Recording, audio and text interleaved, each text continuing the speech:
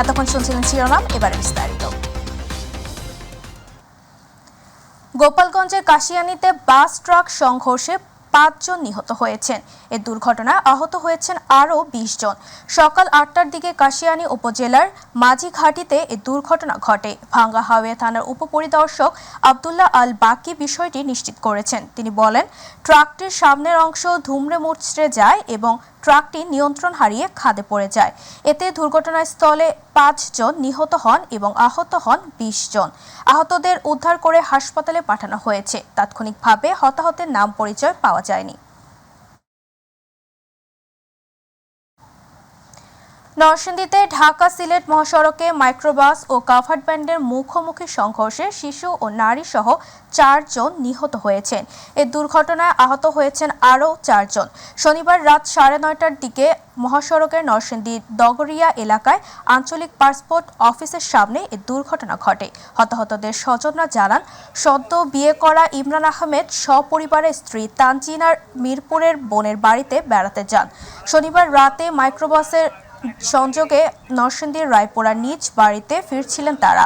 মাইক্রোবাসটি ঢাকা সিলেট মহাসড়কের নরসিংদীর ডগরিয়া এলাকার আঞ্চলিক পাসপোর্ট অফিসের সামনে পৌঁছালে ইটাখোলা থেকে ঢাকামুখী একটি কাভার্ড ভ্যানের সঙ্গে মুখোমুখি সংঘর্ষ হয়। ঘটনাস্থলে ৪ জন মারা গিয়েছিলেন। বাকিদের প্রাথমিক চিকিৎসা শেষে উন্নত চিকিৎসার জন্য ঢাকা মেডিকেল কলেজ হাসপাতালে পাঠানো হয়েছে।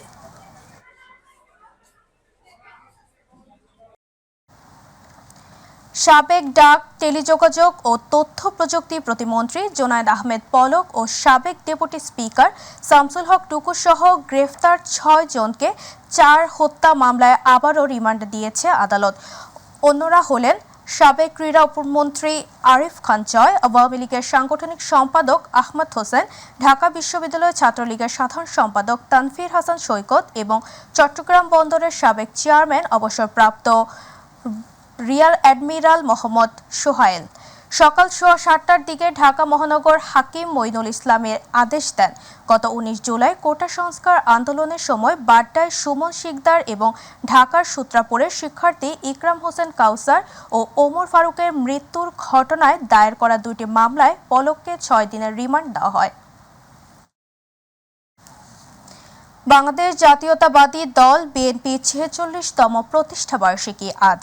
১৯৭৮ সালের ১ সেপ্টেম্বর প্রেসিডেন্ট জিয়াউর রহমান বাংলাদেশি জাতীয়তাবাদীদের জোটবদ্ধ শক্তি মঞ্চ হিসেবে এই দল গঠন করেন। দেশের নানা আন্দোলন সংগ্রামের অন্যতম পথিকৃৎ বিএনপি। আর বিএনপি চেয়ারপারসন খালেদা জিয়াও ছিলেন বাংলাদেশের প্রথম নারী প্রধানমন্ত্রী। আরও জানাচ্ছেন আতিকুর রহমান তিতাস। ১৯৭৫ সালে রাজনৈতিক পট পরিবর্তনের পর দেশে দেখা দেয় সংকট। এরপর সেপাই জনতার একতায় বীর মুক্তিযোদ্ধা জিয়াউর রহমানের উপর দেশ শাসনের দায়িত্বভার অর্পিত হয়। ১৯৭৮ সালের জুনে প্রত্যক্ষ নির্বাচনে প্রেসিডেন্ট নির্বাচিত হন জিয়াউর রহমান। তিনি ফিরিয়ে দেন গণতন্ত্র, সংবাদপত্রের স্বাধীনতা, অর্থনৈতিক মুক্তি ও জাতীয় ঐক্য। এরই ধারাবাহিকতায় ১৯৭৮ সালের ১ সেপ্টেম্বর জিয়াউর রহমান গড়ে তোলেন বাংলাদেশ জাতীয়তাবাদী দল বিএনপি। দেশের এক প্রান্ত থেকে অন্য প্রান্তে ছুটে গিয়ে জিয়াউর রহমান বিএনপিকে শক্তিশালী করে গড়ে তোলেন। ১৯৭৯ সালের ফেব্রুয়ারি সাধারণ নির্বাচনে বিএনপি ৩০০ আসনের মধ্যে ২২০টি আসন লাভ করে। সে সময় জিয়াউর রহমানের ১৯ দফা কর্মসূচি জাগরণ তৈরি করে সাধারণ মানুষের মাঝে। মাত্র কয়েকদিনের মধ্যেই বিভিন্ন ক্ষেত্রে এগিয়ে যায় দেশ। এই গ্রামের প্রত্যেকটি লোক, মেয়ে লোক কাজে ব্যস্ত থাকবে। মেয়েরা ঘরে কুটির শিল্প করবে এবং তাদের পরিবারের আয় বৃদ্ধি করবে। কিন্তু ১৯৮১ সালের ৩০ মে চট্টগ্রাম সার্কিট হাউসে বিএনপির প্রতিষ্ঠাতা প্রেসিডেন্ট জিয়াউর রহমান কুচক্রী সেনা সদস্য কর্তৃক নিহত হন। স্বামীকে হারিয়ে ২ সন্তানকে নিয়ে যখন নতুন করে বাঁচার স্বপ্ন দেখছিলেন, তখনই দলের হাল ধরতে হয় জিয়াউর রহমানের সহধর্মিণী বেগম খালেদা জিয়াকে। ১৯৮২ সালের ৩ জানুয়ারি একজন সাধারণ গৃহবধূ থেকে রাজনীতিতে আসেন প্রেসিডেন্ট জিয়াউর রহমানের স্ত্রী বেগম খালেদা জিয়া। ১৯৯০ সালে বেগম খালেদা জিয়ার নেতৃত্বে স্বৈরাচারী এরশাদ সরকারের বিরুদ্ধে সরকার পতনের এক দফা আন্দোলনের ডাকে দেশের মানুষ রাজপথে নেমে আসে। ফলে এরশাদ ১৯৯০ সালের ৬ ডিসেম্বর ক্ষমতা ছাড়তে বাধ্য হন। নানা আন্দোলন সংগ্রামের পর বেগম খালেদা জিয়ার নেতৃত্বে দেশ পরিচালনার দায়িত্ব পায় বিএনপি। 1991 সাধারণ নির্বাচনে বেগম খালেদা জিয়া আপসহীন নেতৃত্বে সংখ্যাগরিষ্ঠ আসন লাভ করে দেশের প্রথম নারী প্রধানমন্ত্রী নির্বাচিত হন। 2001 সালের 1 অক্টোবর সাধারণ নির্বাচনে বিএনপি বিপুল সংখ্যাগরিষ্ঠতা লাভ করে নির্বাচিত হয় এবং বিএনপি চেয়ারপারসন বেগম খালেদা জিয়া প্রধানমন্ত্রী নির্বাচিত হন। তবে 2007 সালের 1/11 পর আবারও সংকটে পড়ে বিএনপি। দীর্ঘ 1 বছর কারাভোগের পর মুক্তি পেয়ে আবারও দলকে সুসংগঠিত করে তোলেন বেগম খালেদা জিয়া। তবে গত 1 যুগের বেশি সময় ধরে প্রতিকূল সময় পার করেছে দলটি। 2018 সালের 8 ফেব্রুয়ারি বেগম জিয়া কারাগারে যাওয়ার পর দলের ভারপ্রাপ্ত চেয়ারম্যানের দায়িত্ব লাভ করেন লন্ডনে বসবাসরত দলের senior vice chairman Tarique Rahman. তার প্রচেষ্টায় দলকে তৃণমূল থেকে কেন্দ্র পর্যন্ত ঢেলে সাজানোর কাজ করছেন দলটির মহাসচিব মির্জা ফখরুল ইসলাম আলমগীর সহ সর্বস্তরের নেতৃবৃন্দ। গত 5 আগস্ট ছাত্র জনতার গণঅভ্যুত্থানে আওয়ামী লীগ সরকারের পতন ও শেখ হাসিনা পদত্যাগ করে দেশ ত্যাগের পর দায়িত্ব নেয় ডক্টর ইউনূসের নেতৃত্বাধীন অন্তর্বর্তী সরকার। এরপরই খালেদা জিয়াকে কারামুক্ত ঘোষণা করা হয়, যা প্রাণের সঞ্চার ঘটায় দেশের গণতন্ত্রকামী মানুষের মাঝে। দেশের পরিবর্তিত পরিস্থিতিতে বর্তমানে বিএনপি সাংগঠনিকভাবে বেশ তৎপর। তারাও চায় দেশের রাজনৈতিক ও কাঠামোগত সংস্কারের পর একটি সুষ্ঠু নির্বাচন। দেশের মানুষও প্রত্যাশা করে অন্যতম বৃহৎ রাজনৈতিক দলটি সুস্থ ধারার রাজনীতি সুসংগঠিত করবে। আতিকুর রহমান তিতাস, মাই টিভি। বর্ষা শেষে চারদিকে ডেঙ্গুর প্রকোপ আবারও বাড়তে শুরু করেছে। শনিবার স্বাস্থ্য অধিদপ্তর থেকে পাঠানো ডেঙ্গু বিষয়ক নিয়মিত প্রতিবেদনে বলা হয়েছে, গত 24 ঘন্টায় ডেঙ্গুতে আক্রান্ত হয়ে 4 জনের মৃত্যু হয়েছে। এ সময় নতুন করে আক্রান্ত হয়েছে, হাসপাতালে ভর্তি হয়েছে 346 জন। চলতি বছর এখন পর্যন্ত ডেঙ্গুতে মৃত্যু হয়েছে 83 জনের এবং হাসপাতালে ভর্তি হয়েছেন 12,841 জন। প্রতিবেদনে জানানো হয়, সারা দেশে বিভিন্ন সরকারি ও বেসরকারি হাসপাতালে বর্তমানে 1,333 জন রোগী ভর্তি রয়েছেন। এর মধ্যে ঢাকায় 780 জন আর দেশের অন্যান্য বিভাগে বাকি 553 জন ভর্তি রয়েছেন।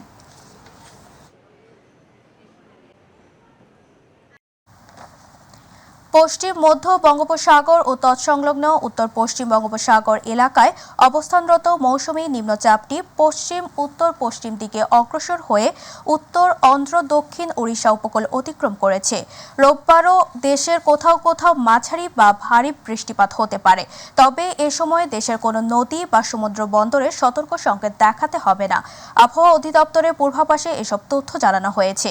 রোববার সন্ধ্যা 6টা থেকে পরবর্তী 24 ঘন্টায় সিলেট বিভাগের অনেক জায়গায়, রংপুর, ঢাকা, ময়মনসিংহ, বরিশাল ও চট্টগ্রাম বিভাগের কিছু কিছু জায়গায় এবং রাজশাহী ও খুলনা বিভাগের 2-1 জায়গায় অস্থায়ীভাবে হালকা থেকে মাঝারি বৃষ্টি বা বজ্রসহ বৃষ্টি হতে পারে। সারা দেশে দিন ও রাতের তাপমাত্রা প্রায় অপরিবর্তিত থাকতে পারে।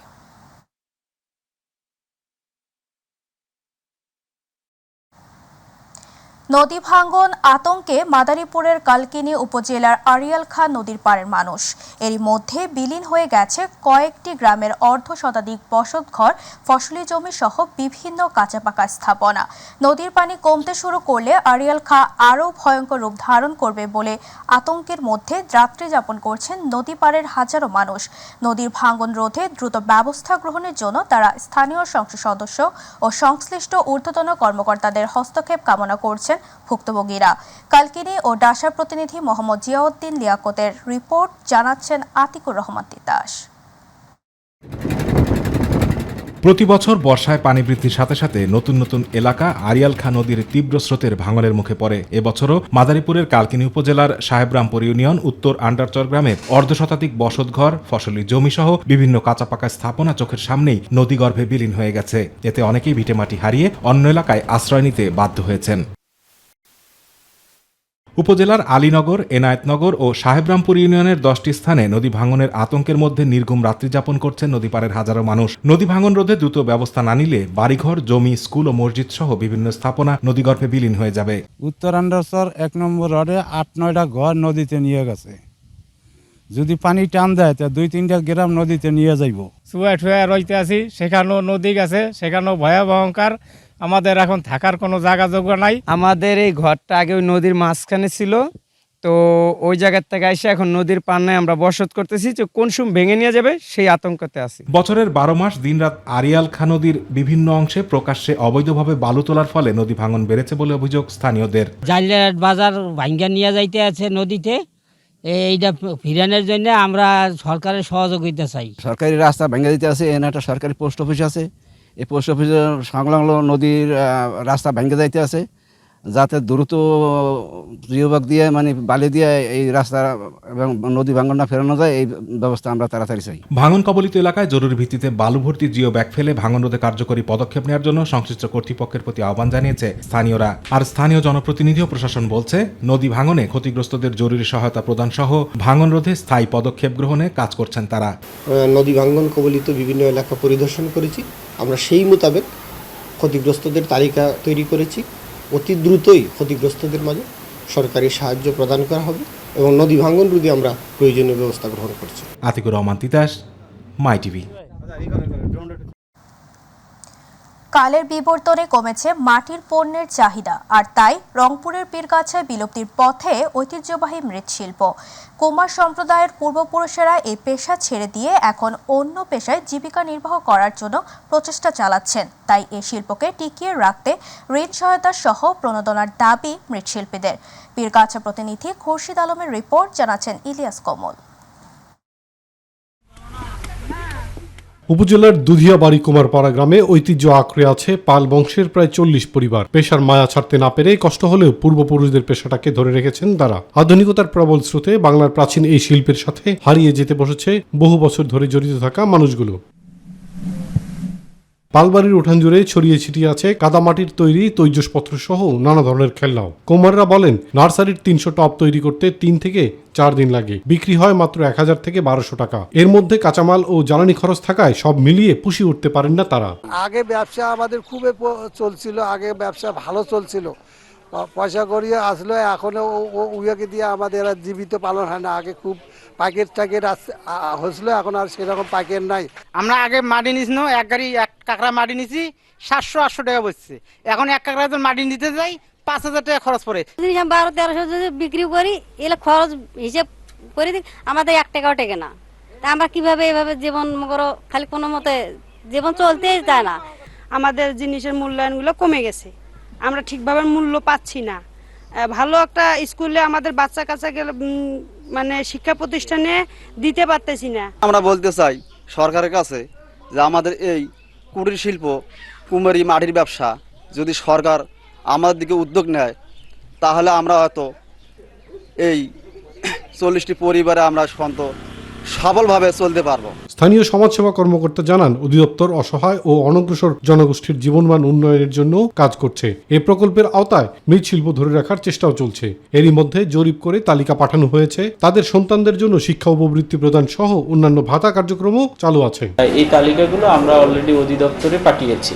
তা আমরা আশা করি যে এর উপর বেসমেন্ট করে যেখানে সংখ্যাটা কি রকম, এই প্রকল্পটা গঙ্গাচড়ায় হয়েছে, পীরগাছায় খুব শীঘ্রই হবে। সমাজসেবা অধিদপ্তরের সুবিধা পেলে কুমারদের দুরবস্থা কিছুটা কমে আসবে বলে মনে করেন স্থানীয় উপজেলা নির্বাহী কর্মকর্তা। উপজেলা পর্যায়ে আসলে খুব বড় পরিসরে করার সুযোগ নেই, এটা একটি বড় সরকারি সিদ্ধান্তের ব্যাপার। এ ব্যাপারে আলোচনা হচ্ছে, আশা করি আমরা একটা ভালো খবর পাবো। সরকারি পৃষ্ঠপোষকতার মাধ্যমে এই শিল্পকে আধুনিকায়ন করা গেলে বিদেশে রপ্তানি করার মাধ্যমে যেমন বৈদেশিক মুদ্রা অর্জন সম্ভব, তেমনি সুরক্ষিত হতে পারে দেশের কুমার শিল্পের সাথে সম্পৃক্তরা, এমনটাই মনে করেন সংশ্লিষ্টরা। ইলিয়াস কমল, মাই টিভি।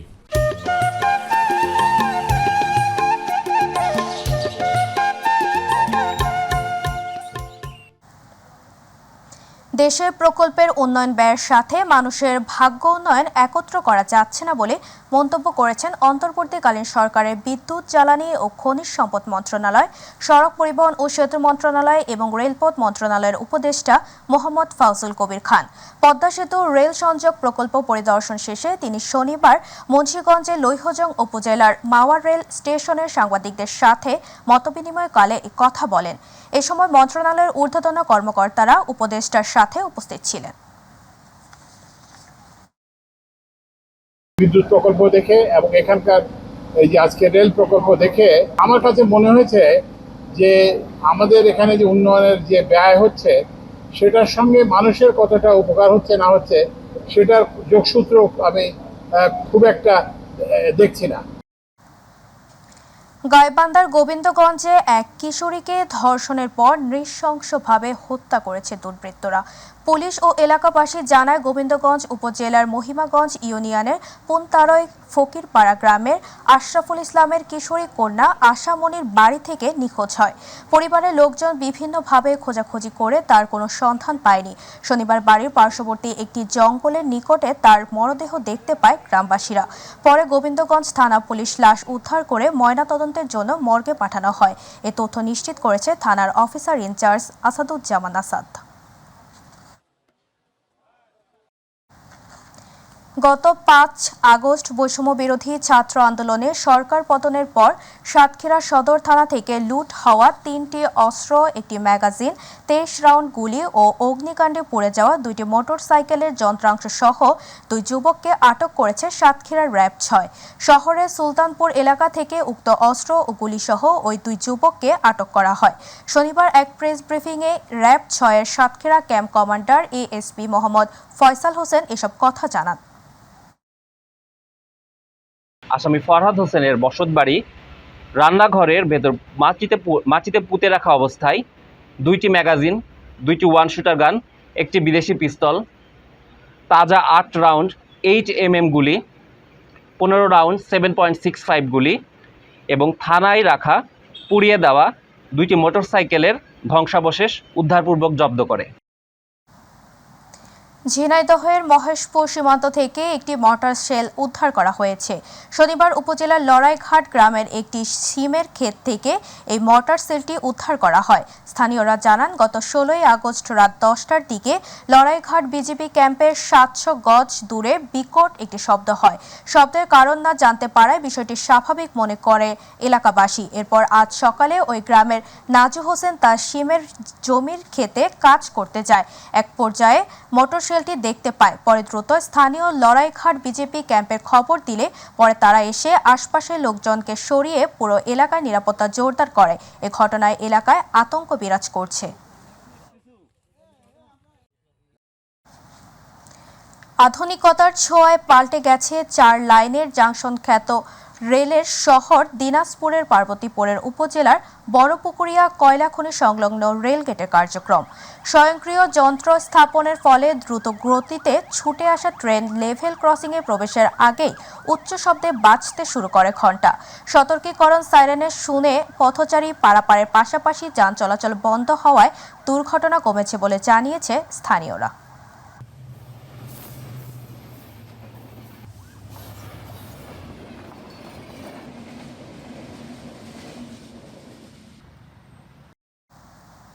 মাদারীপুরে ফুটবল খেলাকে কেন্দ্র করে ২ পক্ষের সংঘর্ষের ঘটনা ঘটেছে।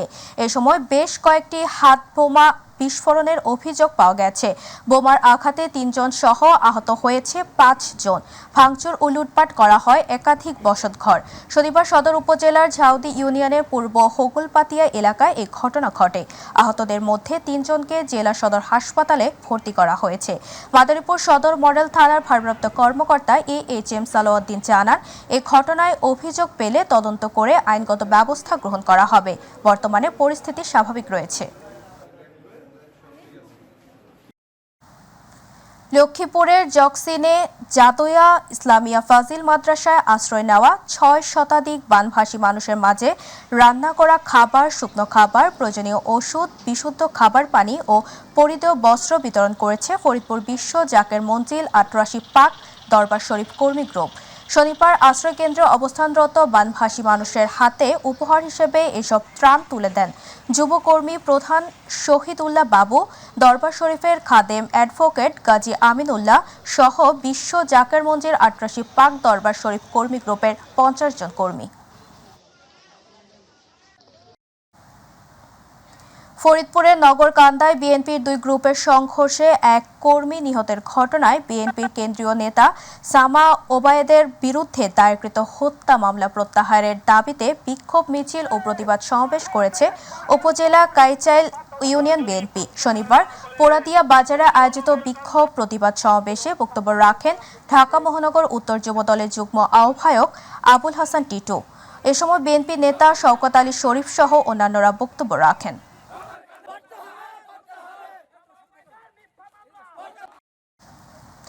হবিগঞ্জের মাধবপুর প্রেস ক্লাবে হামলা ভাঙচুর করার ঘটনায় প্রতিবাদ সভা অনুষ্ঠিত হয়েছে। এ সময় সাংবাদিকরা এই ঘটনায় জড়িতদের আইনের আওতায় আনার জন্য প্রশাসনের হস্তক্ষেপ কামনা করেন। শনিবার মাধবপুর প্রেস ক্লাবের কার্যালয়ে জরুরি প্রতিবাদ সভা অনুষ্ঠিত হয়। প্রেস ক্লাব সভাপতি মোহাম্মদ মহিউদ্দিনের সভাপতিত্বে ও সাধারণ সম্পাদক সাব্বির হাসানের সঞ্চালনায় প্রতিবাদ সভায় বক্তব্য রাখেন প্রেস ক্লাবের সহসভাপতি বিল্লাল খান সহ অনেকেই। গত ৫ আগস্ট বৈষম্য বিরোধী শিক্ষার্থীরা আন্দোলনের ডাক দেয়। এ যুগে একদল দুর্বৃত্ত হবিগঞ্জের মাধবপুর উপজেলার প্রাচীন ও ঐতিহ্যবাহী মাধবপুর প্রেস ক্লাবের হামলা করে ভাঙচুর করে। এক পর্যায়ে দুর্বৃত্তরা প্রেস ক্লাবের ফার্নিচারগুলো বাইরের রাস্তায় নিয়ে আগুন ধরিয়ে দেয়।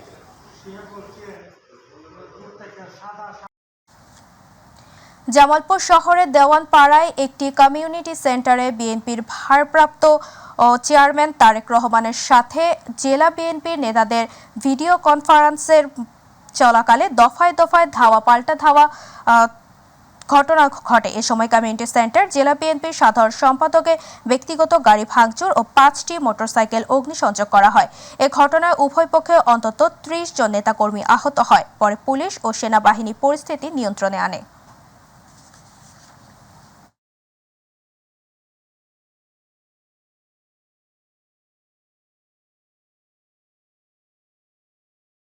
পরিস্থিতি আমরা নিয়ন্ত্রণে এনেছি। আমরা কোনো পক্ষের অভিযোগ পাইনি। আমরা অভিযোগ পেলে সেই অনুযায়ী আইনগত ব্যবস্থা গ্রহণ করব। সংশ্লিষ্ট পক্ষের কাছে শুনে কে কী ধরনের অপরাধের সাথে সম্পৃক্ত, কী ধরনের অপরাধ সংগঠিত হয়েছে সেগুলো জেনে আমরা আইনগত ব্যবস্থা গ্রহণ করব। নরসিংদীর রায়পুরায় আধিপত্য বিস্তারকে কেন্দ্র করে দুই গ্রুপের সংঘর্ষের ঘটনায় গুলি ও টেটাবৃন্দ হয়ে বৃহস্পতিবার রাত ৮টার দিকে আরও ২ জন ঢাকা মেডিকেল চিকিৎসাধীন অবস্থায় মারা গেছেন। এ নিয়ে নিহতের সংখ্যা ৬ জন। এ সময় দুপক্ষের ২০ জন আহত হয়েছে। ঘটনাটি ঘটেছে উপজেলার দুর্গম চরাঞ্চল শ্রীনগর ইউনিয়নের সায়দাবাদ ও বালুরচর গ্রামে। পুলিশ ও প্রত্যক্ষদর্শীরা জানান, আধিপত্য বিস্তারকে কেন্দ্র করে দীর্ঘদিন ধরে বিরোধ চলে আসছে। এরই জেরে দুই দলের সমর্থকরা দেশীয় অস্ত্রশস্ত্র নিয়ে সংঘর্ষে জড়িয়ে পড়ে। এখন পর্যন্ত ৬ জনের মৃত্যুর খবর পাওয়া গেছে।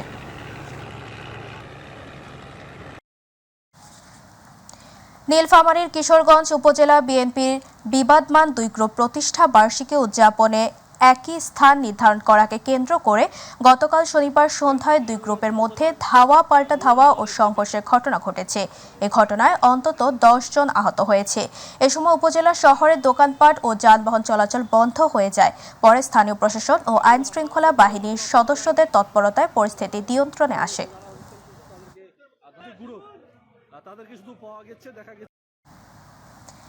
বিএনপির ৪৬তম প্রতিষ্ঠা বার্ষিকী উপলক্ষে ঢাকার ধামরায়ে দোয়া ও আলোচনা সভা অনুষ্ঠিত হয়েছে। শনিবার ধামরাই উপজেলা পৌর বিএনপি যুবদল ও ছাত্র দলের আয়োজনে মুন্নু অ্যান্ড সন্স কমিউনিটি সেন্টারে এই দোয়া ও আলোচনা সভা অনুষ্ঠিত হয়। বিএনপির ৪৬তম প্রতিষ্ঠা বার্ষিকী উপলক্ষে দোয়া ও আলোচনা সভায় প্রধান অতিথি বক্তব্য রাখেন বাংলাদেশ জাতীয়তাবাদী ঢাকা জেলা যুবদলের সভাপতি ইয়াসিন ফেরদৌস মুরাদ, ঢাকা জেলা যুবদলের সাবেক সহসভাপতি ইবাদুল হক জাহিদ, খুররম চৌধুরী টুটুল ও বৃহত্তর ঢাকা জেলা ছাত্রদলের সাবেক সাংগঠনিক সম্পাদক ইশতিয়াক আহমেদ ফারুক সহ আরও অনেকেই। পরে বিএনপির চেয়ারপারসন বেগম খালেদা জিয়ার সুস্থতা, দেশ ও জাতির কল্যাণে বিশেষ মোনাজাত করা হয়। মাঠ করতে নৌকা কিংবা স্কয়ার শেপের দরকার নেই, প্রয়োজন ওভাল। পূর্বাচল ক্রিকেট স্টেডিয়াম পরিদর্শন শেষে সাংবাদিকদের বিসিবির সভাপতি ফারুক আহমেদ জানান, মাঠ করতে যা দরকার সেটি করা হবে। পূর্বাচলের ৩৭.৫ একর জমি ঘুরে দেখে সেখানে অগ্রাধিকার ভিত্তিতে ২ খেলার মাঠ বানানোর কথা বলেন তিনি। পাশাপাশি স্টেডিয়ামের নাম ও নকশাও বদলে যাওয়ার ইঙ্গিত দেন বোর্ড সভাপতি। তিনি জানান, সব বিভাগের খেলা চালিয়ে নিতে ভেন্যু খুবই গুরুত্বপূর্ণ। তাই তো অগ্রাধিকার ভিত্তিতে পূর্বাচলে দ্রুতই প্রথম মাঠ তৈরির কাজ শুরুর কথা জানান ফারুক আহমেদ।